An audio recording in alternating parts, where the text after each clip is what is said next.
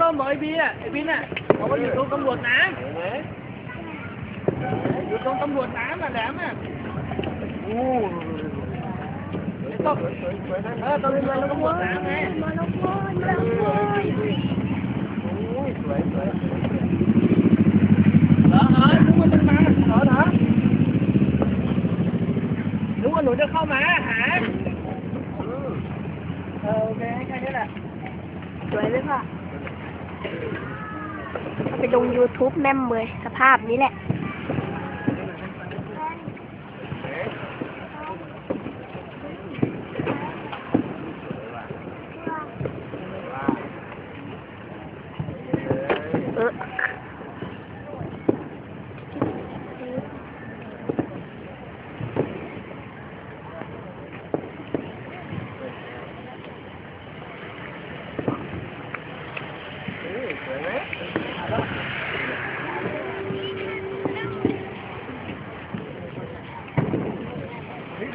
โอ้ยใหญ่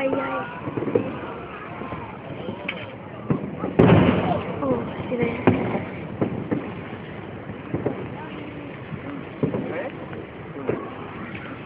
ขอพิงหน่อยนิดนิด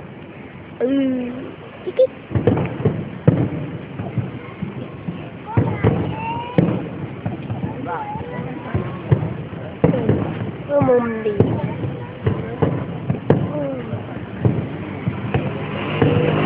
กล้องมันซูมภาพมันเลยเบลอนิด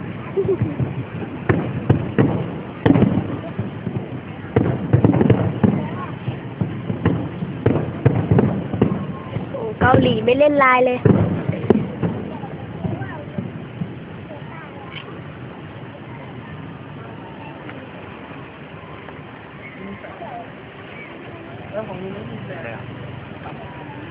ยัง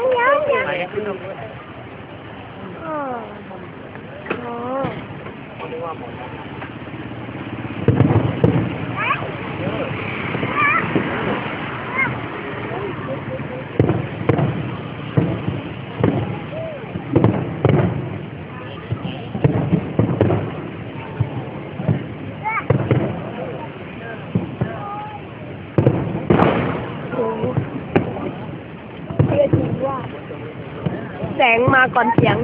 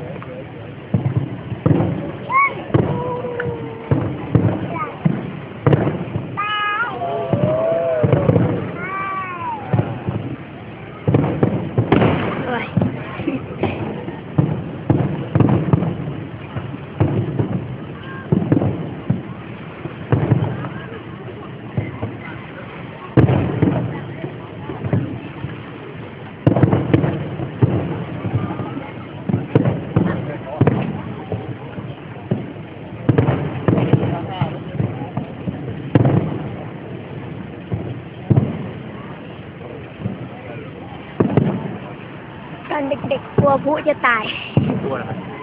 เสียงดังเลยแม่พาดูเดี๋ยวก็เป็นตัวแล้ว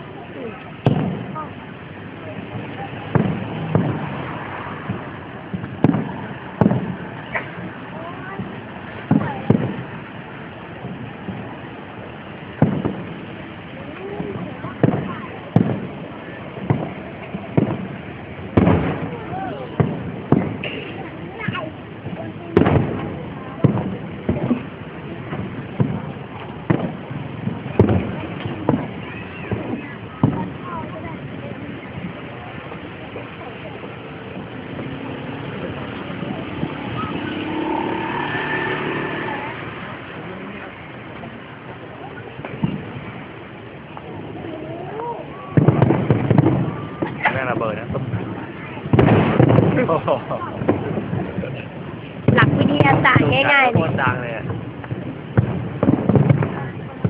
ต้องคอยจ้องเก็บ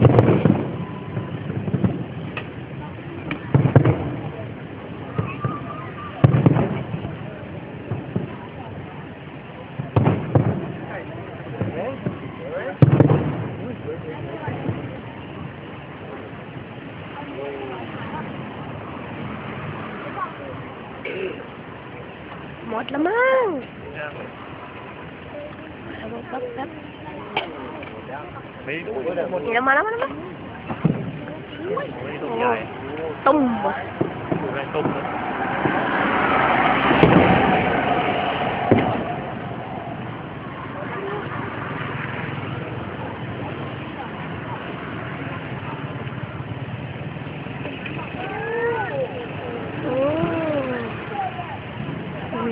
เล่นแล้วเกาหลีเล่นแล้วจิ้วปิ้วละ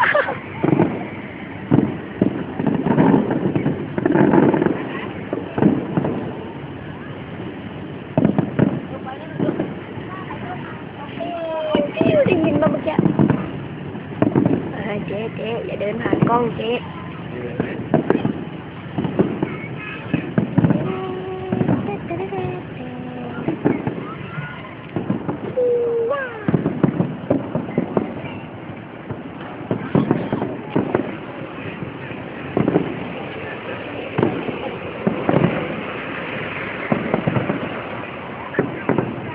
ถึง10 นาทีก็หยุดแล้ว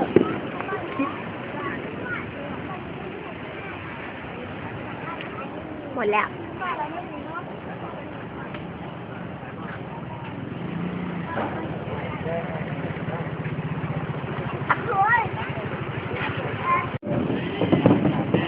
นี่ก็สวย